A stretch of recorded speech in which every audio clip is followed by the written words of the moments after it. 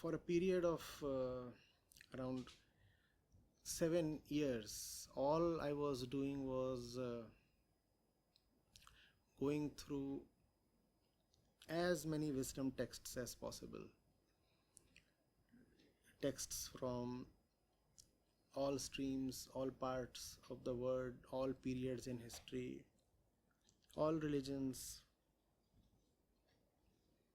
songs, philosophies, commentaries, original texts, essays, biographies. In fact, I had neglected all my other work and was focusing only on reading. I was letting my worldly activities just drift, and all the numbers related to my worldly activities were sliding down, and I was letting them slide. I wanted to come to that one thing that all knowers and seekers have tried to point at. And you know what is it that I came to ultimately?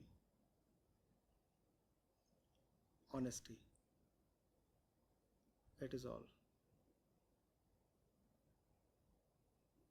What is it that you want? Do you really want it? The desire and the intensity of desire. And once you declare a desire, the depth of your commitment in pursuing it, that's the only thing that matters. Otherwise, the spiritual world is too vast and the inventory is just unthinkable, unmanageable. There are so many terms and thoughts and ideas and things coming from this side, that side.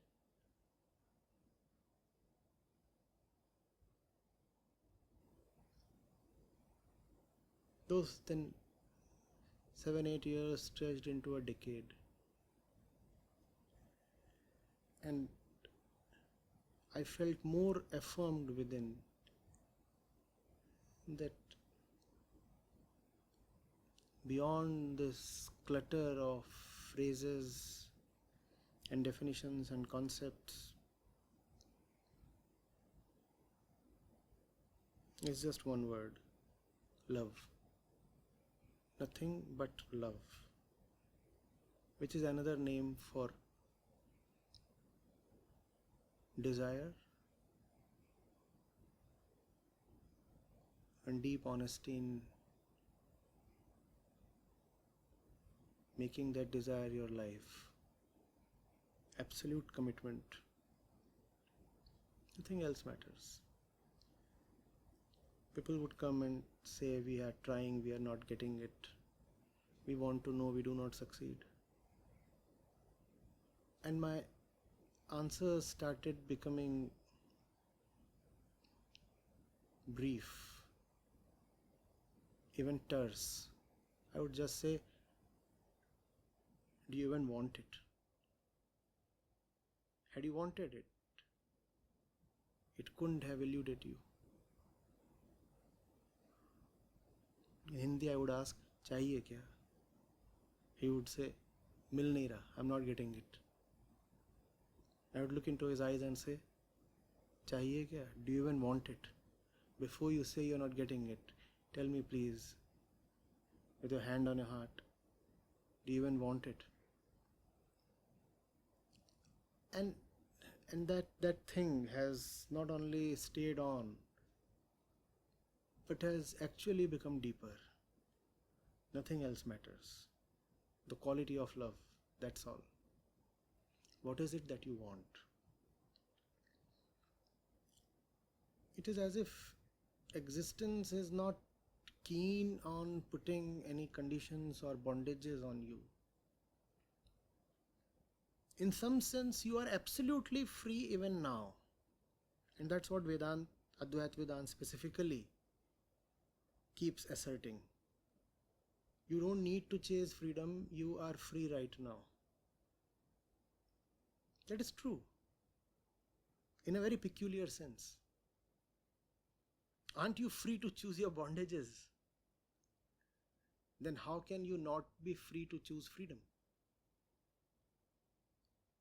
It is an expression of your freedom that you have chosen bondages.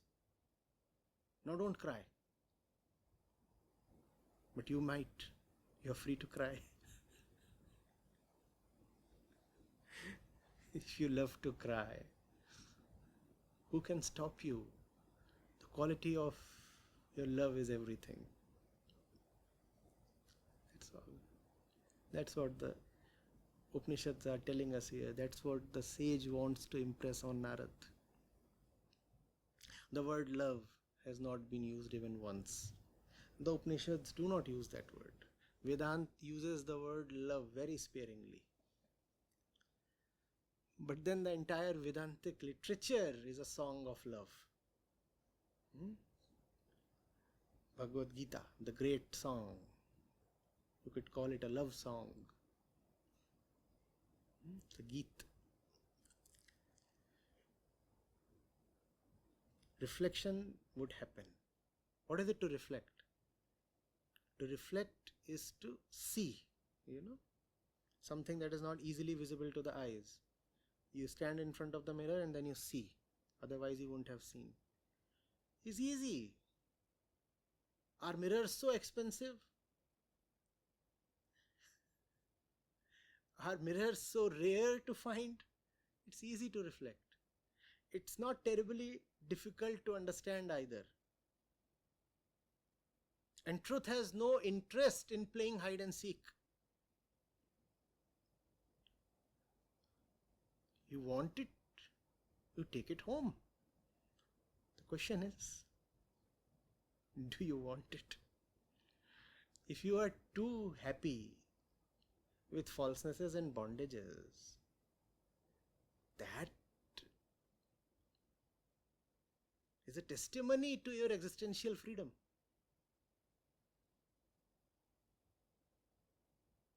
That also is the difference, between pity and compassion. In pity, there is always the feeling that the other or the self, if you are having self-pity, is a victim of circumstances, that something wrong has happened to the person. In compassion, whatsoever is happening is your choice. But still, if you declare that you are suffering, then the choice needs to be redone. That's compassion. Pity is premised on helplessness and choicelessness. It turns you into a victim. Compassion is premised on awakening of choice.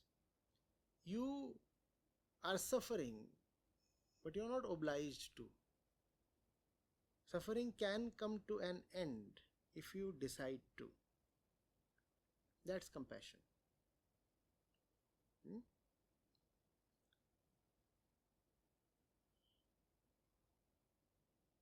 And worse than even pity is commiseration. What does commiseration mean? Your misery becomes my misery. Looking at your pitiable state, your terrible state, I am reminded of mine. I find you crying, and I respond to that with my own tears. Your suffering reminds you of mine. Not only does it remind me of mine, it actually activates my suffering. In some sense, I start competing with you. How is it possible that you suffer more than me? If you can cry, my eyes too can well up. That's commiseration.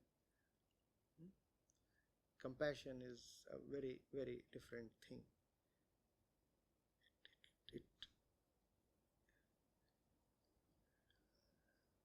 It's about choice.